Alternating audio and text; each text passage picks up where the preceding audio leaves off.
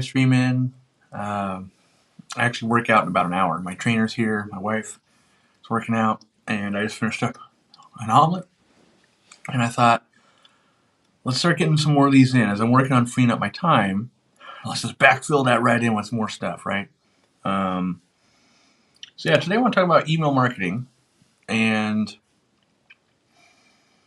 I think the average person. So the question comes from Sarah Woodrow again, or Woodring, and mostly she just seems to ask like good, engaging questions, and so that makes it easy to prompt. Like, great, let's talk about that, as opposed to something a question that would be very shallow.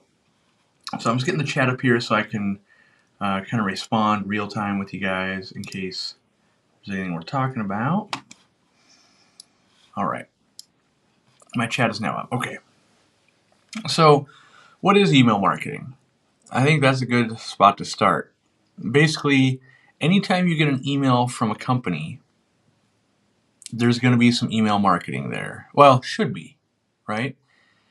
I think what we're mostly used to is getting spammed. Maybe you bought something from a Home Depot or a hardware store or a big chain store, and then forever on you're getting an email like every 2 or 3 days of like, here's our latest sale, here's this new thing, whatever it is, right? Just keep hammering you until you unsubscribe or you ban them, right?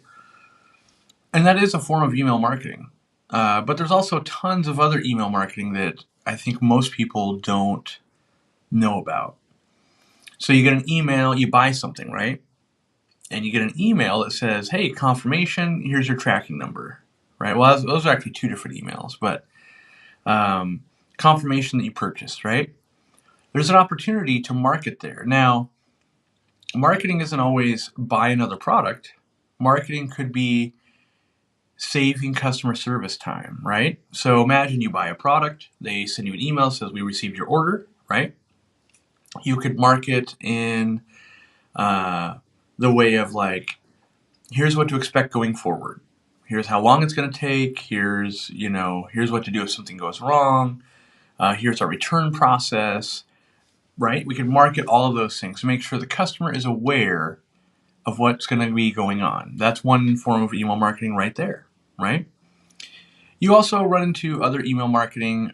Maybe you download and sign up for an account on an app, right? Again, they're going to market to you, and maybe it's they want you to upgrade and pay for that app. Maybe it's more ways to utilize that app. I can think of a financial app, for instance, where the app is free itself, right? But every day, essentially, they're like, you should work with our CPAs and let them tell you how to spend your money and invest and all those things, right? So there are lots of spammy ways, and I think that is what all of us traditionally would think if you're not a marketer with email marketing. Like, yep, that's just spam. It hits my inbox. I mark it as spam. I do all these things. But what we don't realize is all the things that we interact with that we don't consider spam. So if you really love that company, you might let it sit in your inbox, right? You might go, oh, good, there's a coupon for this place. Oh, there's this or there's that, right? And most people aren't self-aware to know they're even doing that. So you get a company you don't like, I hate spammers. I hate it, right? And really that is its own form, right? So spam, I get spam every day. Spam would be unsolicited at all, right? So I got a call at 3 o'clock in the morning today that says, hey, we know you're on Shopify. You should use us, right? There's zero chance that will ever convert me, but it must convert some people because they're still doing it, right? And every day there's probably 5 or 6 emails when I wake up. You should use this service. You should do this thing, all related to Shopify because they've been able to find my info somewhere and spam me. That's true spam. Marketing, on the other hand, most often is you've opted into it, right? You've bought something, you've agreed, and it could be hidden at the end of a checkout page where you click the marketing button, like, sure, why not, right? Or they trick you into it. And it's actually illegal, but there are lots of companies that will market to you regardless if you've accepted it or not. So there's that. But that's spam. And this stems from me hiring a marketing person because I'm very anti-spam. I'm very anti-annoying our customers and things like that. But we also know from talking with our customers and doing emails and testing, our customers just forget we exist if we don't touch base with them often enough, right? And I think a good example of this might be you have friends in your life where at some point you're like, wow, I haven't seen them in like a year and a half. We should go out to dinner with them again. Or we should, and these are people you like, right? So if things that you like can fall by the wayside in life, what's a brand to do when, even if you like this brand, we're falling by the wayside, we revolve around everyone's revenue there, right? So it's to establish contact and let you know, like, hey, we're still here. Hey, we have new products. Hey, there's reasons to buy from us. Hey, we still, if you're a restaurant, we still have good food. Maybe you want to come back in, right? And then there's also notifications you need to do. Like maybe you need to let people know you're going to be closed on a day. Maybe you need to let people know with COVID, we have these restrictions. Maybe you have, oh, we're open fully back up, right? There's actual communications that need to happen, which would also be in that email marketing, right? As Charles King says, but email marketing just works. It does on a big enough scale. That is 100% true. And the definition of what's working is what I have a lot of problems with most people, right? If I have an email list of 1 million people, right? I have 1 million people and I send out a blast that says, here's a product, and we make $10,000. Most businesses go, that's successful, right? But what you might not have seen is that, okay, out of 1 million people, 100,000 people unsubscribed, right? And marked you as spam and did all that. And you actually hurt your deliverability, and that's a different thing. Of if you're spamming all the time, your delivery rates go down, right? You're becoming a known spammer.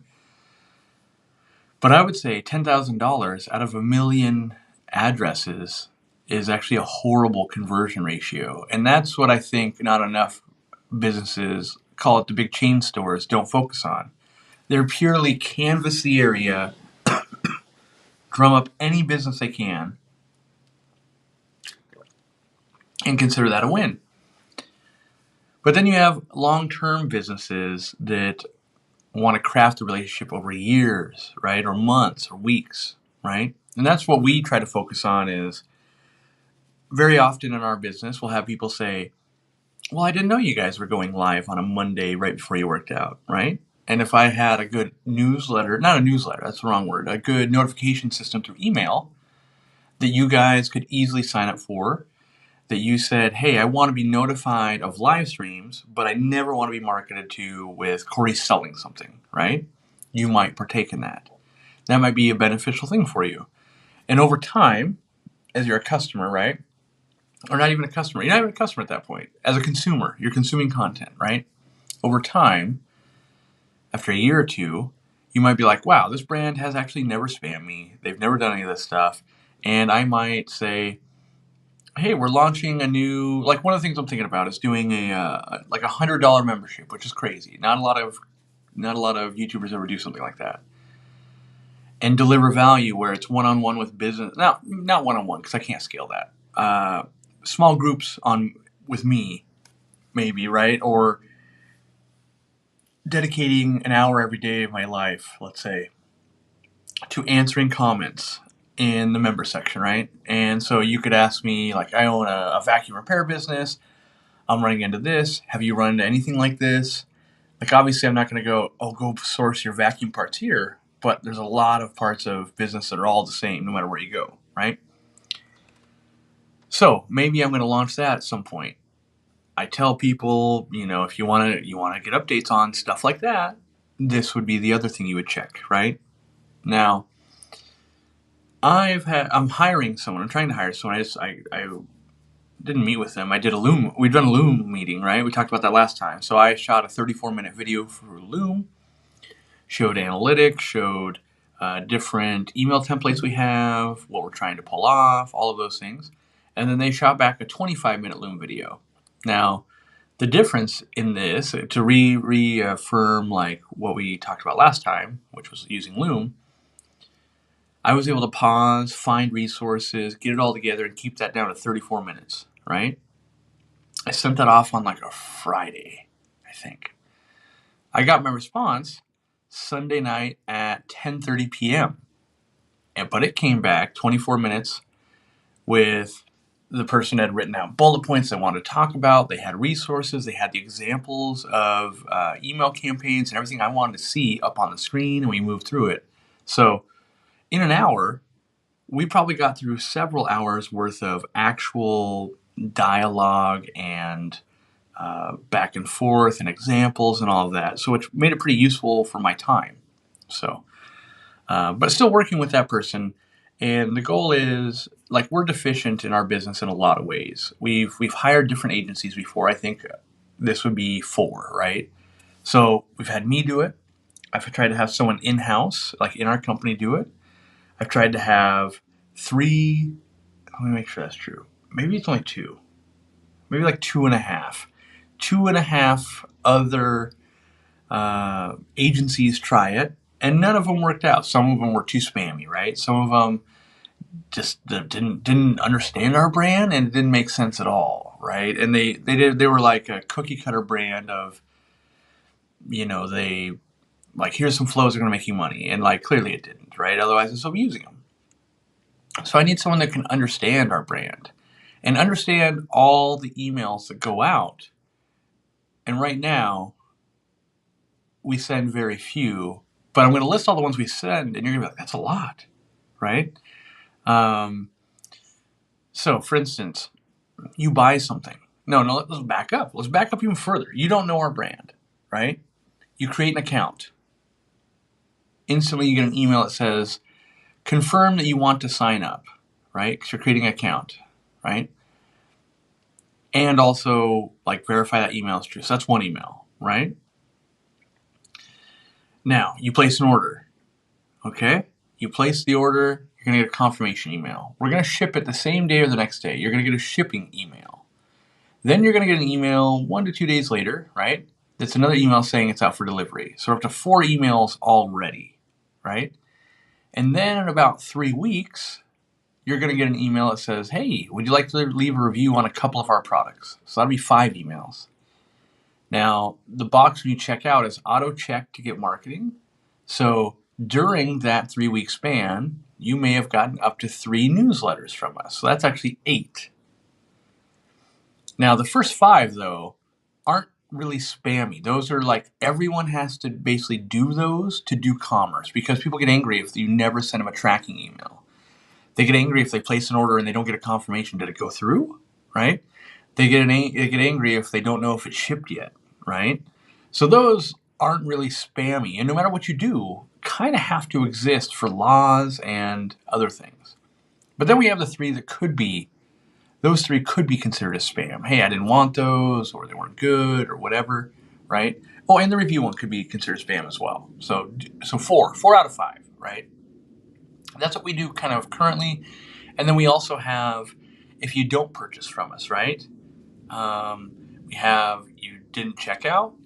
At an hour later, we go, hey, do you want to check out, basically, right? You got interrupted, maybe you had to go to dinner, whatever it is. 23 hours later, we send you an email. We go, hey, you didn't finish out checking out yesterday. If you're a brand new customer, we offer you like 5% off to try and get you over that hurdle. If you're a repeat customer already, we just go, what can we do to help you get through this? And then at 7 days, we give kind of a final attempt of like, well, it's been 7 days. Here's 5% off to anybody, and that's a repeat customer or a new customer, just to like, hey, let's get this finished up, right? And then we also have win back emails at 4 months. So if you haven't purchased from us in 4 months, right, a third of a year, we send you an email that basically says, do you need any help? Do you have any questions? Are your fish sick? What can we do to help you in your hobby, right? And then on month 5, we send you a last chance kind of discount, and we go, hey, I think it's 10% at that point.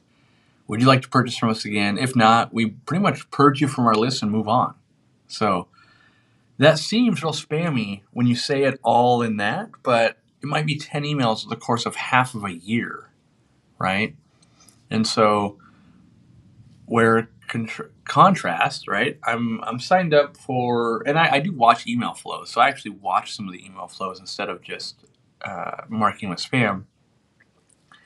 What is it, Sanuk? It's like a type of shoe and like a flip flop.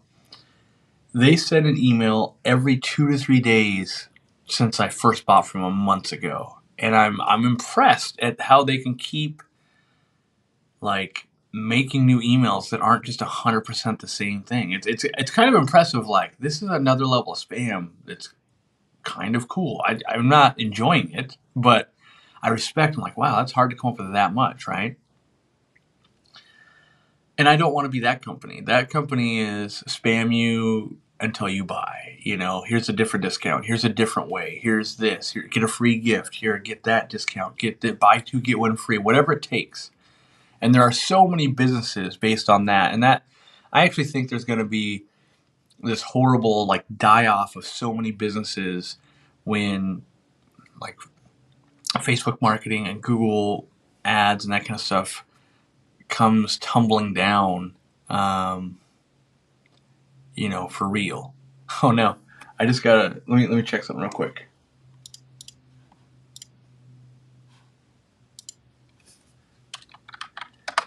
Ugh. So I just got word from Robert, my manager at the warehouse, that USPS box is heading my way. The guy came there to the warehouse first, which means I've got like 14 pallets of stuff I'm going to put away. I'm supposed to be working out. It's not good. I'll just have to make do. This is the kind of stuff that drives me nuts in business is the unpredictability. Like, I'm paying a guy, or we are paying a guy to train us in our home personal gym to save time. And it's pretty expensive. It's like $100 per person, right? So we're going to pay $200 today and every time we work out, basically. And these boxes are probably going to show up in the next 10 or 15 minutes. And I'm going to have to unload them. And if I'm lucky, I'll get them done before my workout. But it's going to cut this short, which is terrible. I hate the uncertainty of it. So anyway, back to what we're talking about. Let's answer some questions here because now I'm on like a shot clock, right? Of like, oof, gotta, yeah. My director of operations says, awesome, another no call to schedule and no call prior to delivery. Yeah, I don't know how businesses, even the United States, it's not even the United States Postal Service. It's a company they contract to deliver, right? Because we're big enough that we have all of our boxes printed for us at unique sizes and all of that. So in one way, fortunate. In another way, horrible. Um, so Flynn's asking, what would be the proper frequency to send emails? Is there a fine line when customers are comfortable with emails and when they unsubscribe due to spam? This is why people make lots of money knowing. It depends on the demographic, right? If you're really in the cycle to buy, maybe you're trying to buy a car. You might need someone to nurture you, of like show you different features and talk about financing, and you might be going, okay, well, I'm buying a car in the next week. They might just keep sending you emails to try and get that sale, right?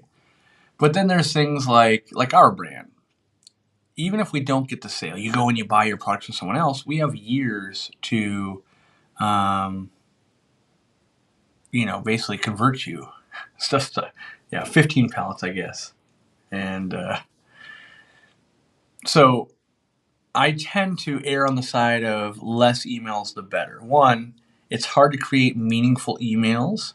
That's just a hard thing. Even just one, right? Like, how do I really not come off as I'm just trying to get your money? How do I come off as genuine? How do I do X, Y, and Z? How do I make sure I improve them over time? So imagine you got to make this bottle of water better, right? The design of it. That's easier to do. Like, maybe, I'll change the label, or, I'll change the structure of it. If I only ever have to work on one bottle, but if I have 10 different bottle types because I have 10 different marketing emails, how do I make sure they're all working at their best? You don't. And so, especially in marketing, when you go on the wrong side of marketing, yep, ban them, mark them as spam, all of this. You don't really get multiple choices to get it wrong. So I'd rather get one going really good and then 6 months or a year later launch another one. instead of, okay, we got 10 emails, we're just getting marked as spam, none of this is working, and we worked really hard to get those customers originally. All right. Last time I got the "Do you need help finishing your cart" email, I had to deliver my son in the middle of ordering. Yeah, there is plenty of legitimate reasons you have to get up, like pallets showing up at your house, right? Like I could be ordering from a company. Why is there a semi truck outside? Oh, I got to go do this, right? Even though I know I don't start working out for another hour, another 55 minutes. There's always things in life, a phone call, lots of distractions. And that's why you try to win the customer back. And, or delivering a baby. There's that too.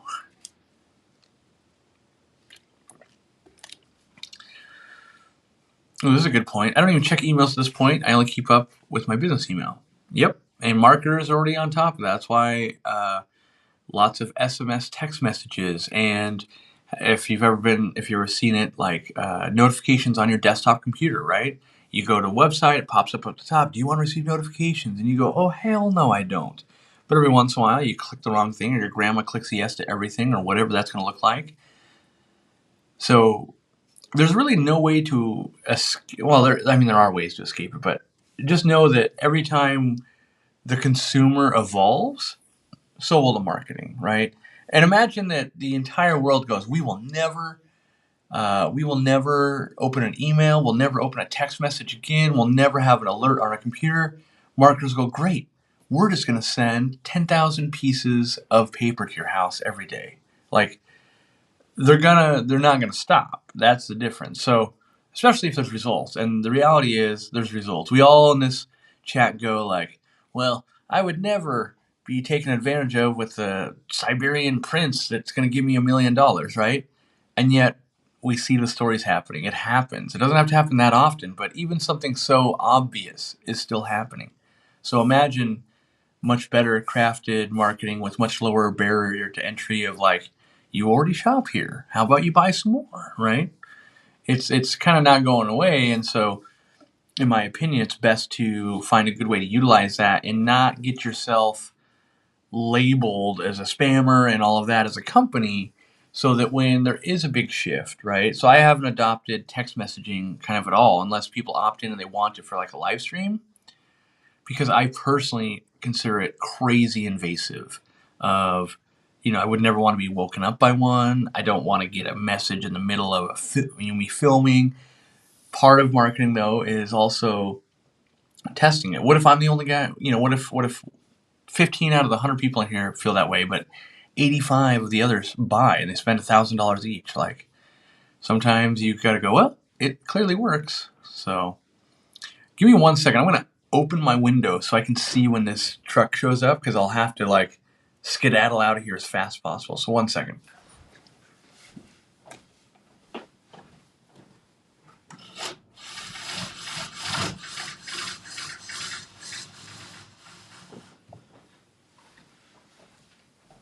All right.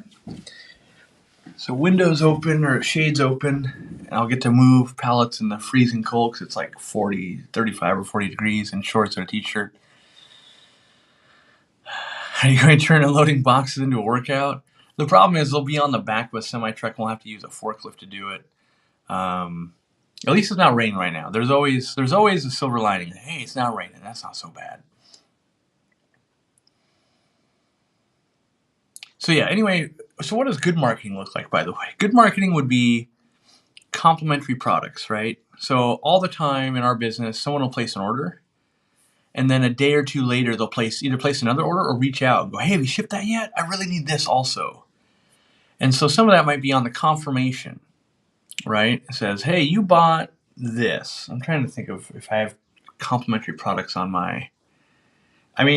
the best thing I've got is these two, which are two different companies. So it doesn't really work unless it was Amazon, because I could buy both these on Amazon. So I bought some AirPods, right? A second pair. So I can have them in multiple studios and I can take some traveling Anyway, I got multiple pairs of AirPod Pros. Problem is, their normal little earbud thingies don't fit my ears. These ones are just like rubber and don't stay in my ear. So then I always buy these. These are PZOZ is the brand, Apple AirPod accessories, and these ones are memory foam. So I put them in my ear and they stick and they stay, right? Now, I didn't order these. This is a great example. So I actually ordered this from Apple, so I couldn't have gotten this email anyway because Apple doesn't make this. But I ordered these, and I get them, and I put them in my ear, like, oh, that's right, these suck. Oh, I gotta order these, right? So then I hop on a few days later because I keep forgetting. I hop on Amazon, I buy these for like $7, and now they're amazing. In that instance, if I was buying both from Amazon or something like that, in the checkout email it said, hey, you normally buy these two things together, or a lot of customers buy this with this, there's a chance that I wouldn't have had that disruption in the service I was looking for.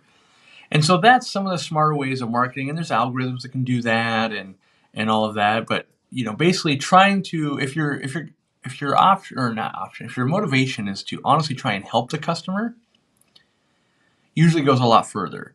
Like, hey, I know you just bought a bunch of plants, you've never shopped with us before. Maybe here's some guides on how to not kill these things instantly, right? But also letting people choose what they want. If you don't want that, let you click on a thing that says, hey, I don't want any more guides. I don't need that. I'm old school. I know everything, right? I treat the ordering emails separately from normal advertising emails from the co-op. I believe that, Jerry. Yeah, and the goal, like if you're ordering something, the goal is not for us to be like, yeah, let's make sure we make another $1 million from them. The goal is to help. Like, okay, what can we do? How can we prevent? I meant to order that. How can we prevent? I don't know what to do. How can we prevent? Hey, this came in and I've never worked with this product before, or ooh, this might be damaged, or ooh, I don't like it. I want to return it. How do we alleviate those things? And a good email marketer will do that. You'll build up trust. That's the biggest thing long term, is building up trust to when you see it, you go, all right, let's see what they got to say today. Like, they've been kind of helpful in the past, Whereas if you already see it and you know it's spam, you throw it out, right? I wonder if the header of the emails would look differently for most people to not just lump everything together as too many emails from a company. Changing colors. Yeah, so what happens there is A/B testing, and I haven't gotten to this part yet. So our email lists are usually somewhere between 60 and 100,000 people. We keep it very trim. So if you stop opening, we stop sending, right? Whereas a lot of companies, they'll never take anyone off the list. So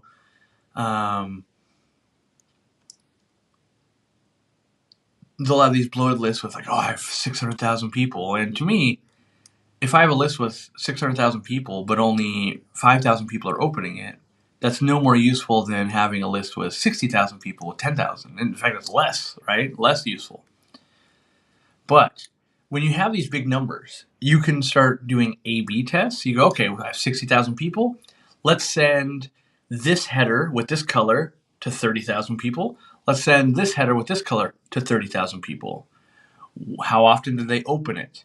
How often did they click any of the links? How long did they spend doing it? All of these things. You can compare a million different things. A/B testing, very important, right? And this is what an email marketer would be doing, is titles have a big difference, right? The way the email's crafted has a big difference. Even the formatting, right? So if I just write a text thing that says, hey, this is Corey from Aquarium Co-op. Thank you for ordering. Let me know if you have any questions. Hit the reply button. That will probably land in all of your email boxes.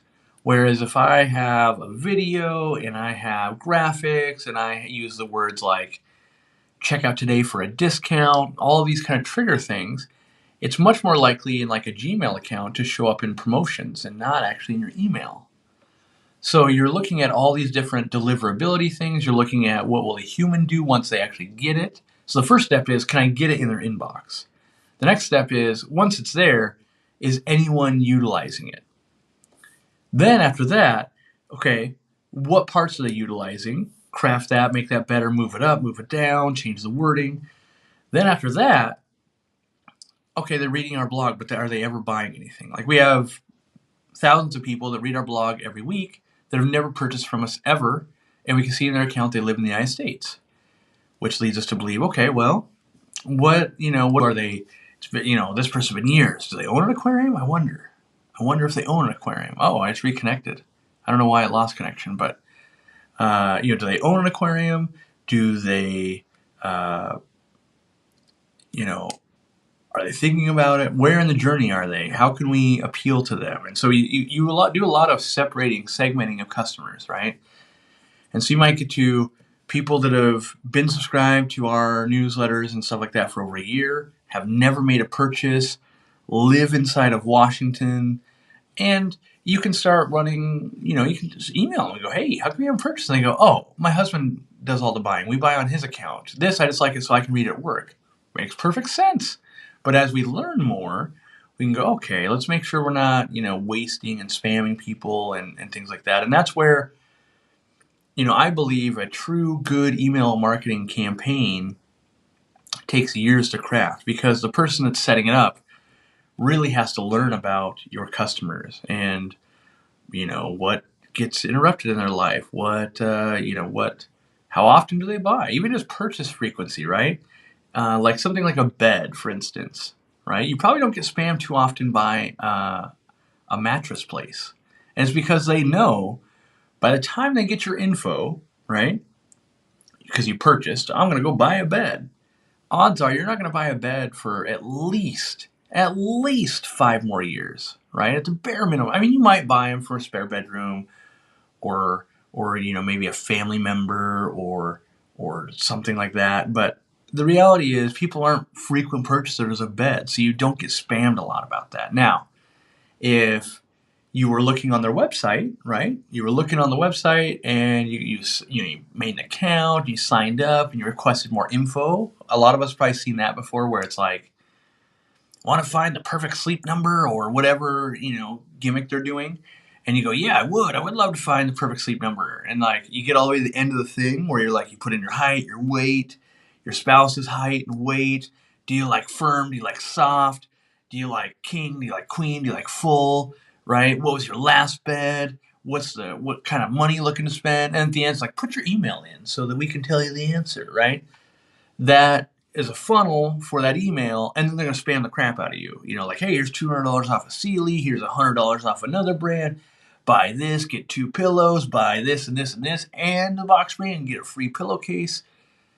But once that's done, they got no reason, because they know you're not buying again. So knowing all of that, right? Knowing all of that is very, very important. So that email marketer is setting up a funnel to catch you before you buy, to spam the crap out of you to get your purchase. Whereas like our business, typically people buy about once every 40 days or so, right? Now the online is most of our business. In the retail store, people visit on average once every 23 days, right? And so even our email marketer would have to separate that out. Okay, are they shopping retail? We need to change, right? We need to change how often we're marketing to them versus someone who's ordering online, right? And I don't know if I think I don't know. I think I was talking about this with the email marketer that we're thinking about. It doesn't do a company any good to go, hey, you're going to buy this product from us in 40 days. I will give you 10% off to buy it in 30 days, right? So let's take this bed example. If 100%, there's no chance, right? There's no chance you won't buy it from this company. In 40 days, you're going to spend $1,000 buy this bed. It makes 0 sense for the company to go, we'll give you 10% off you buy it in 30 days, right? Because they're just losing $100. Now, there are some like, well, what if they get swayed by a different company? And so you can race to the bottom. That happens all the time as well. But if you have a customer, like if you've bought, let's say this person's bought 15 beds from you in the past 15 years for everybody in their family. They just keep buying people beds, right? You had a kid, here's a bed, right? Your bed's 5 years old, here's a bed. The odds of them going somewhere else, very slim. There's no need to discount ahead of time. Now, there might be a reason to discount them for loyalty and things like that. But in terms of email marketing, there's no reason to jump ahead and try to get that a little bit sooner. Sometimes it makes sense with consumables like restaurants, right? If I get you to eat today, more likely you'll eat again next week. If you wait till Friday, we might not get you next week because you might only want to eat with us once a week. Like there are nuances to every type of business, and a good email marketer will study those nuances and actually learn some of that. Someone was asking if you could still apply. Yes, you could still apply to be an email marketer for us. I would say go read the post we have on our Aquarium Co-op community page on what we're looking for, skill sets. And the person that's applied so far, it's looking very good. They worked on some very, very big corporations, as well as small things too.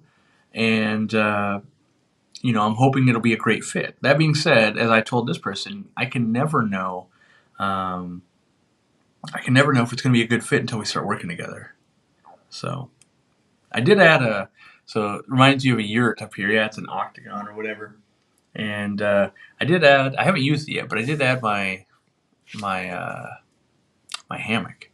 My goal is to do some real hard brain thinking away from a computer because with a computer, as you guys saw, even when I'm live streaming on my phone, the fact that I'm within distance of a computer, it's like, oh, I have pellets coming. Oh, I have, and so now, distraction's a real thing. So if I had zero knowledge that those pallets were showing up, I'd run the show, I'd be more engaged, and then at some point I'd be like, is there a semi truck out there? Oh, I gotta go, guys. But now, since I have this previous knowledge, I'm constantly like, okay, is it here yet? Is that? In fact, it's here. So I have to go. It's literally here. I'm going to show you just to prove that. Oh, can I flip the camera? Can I flip? Yeah. It's driving by my house right now. There it goes. It's driving by. It's going to come back, though. He's pulling in. All right. I got to go. I will talk to you guys later. Gotta go do